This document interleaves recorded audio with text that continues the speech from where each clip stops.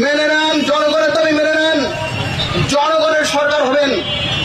যদি আপনি সন্ত্রাসীদের দাবি মেনে নেন তাহলে সন্ত্রাসী সরকার হবেন, এটা হতে দেব না।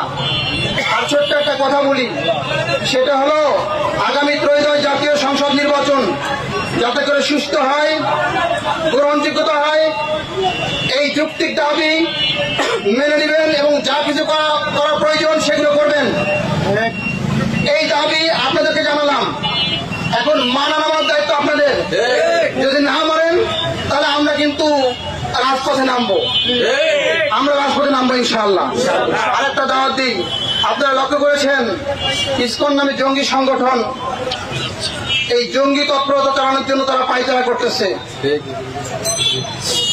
আমি কিন্তু একটা কথা জানি, আমরা বাংলাদেশে বসবাস করি, আমরা সাম্প্রদায়িক সম্প্রীতি বজায় রাখার চেষ্টা করি, কথা ঠিক না? হিন্দু, বৌদ্ধ, খ্রিস্টান সবাইকে নিয়ে আমরা বসবাস করি, কিন্তু কোন জঙ্গি সংগঠনকে বাংলাদেশে তাদের কার্যক্রম করতে দেওয়া হবে না। মেনে নেন, তাদেরকে নিষিদ্ধ করতে মেনে নেন। যেরকম হিজবুত তাওহীদকে নিষিদ্ধ করেছেন তাদেরকে নিষিদ্ধ করেন, এ কথা ঠিক না?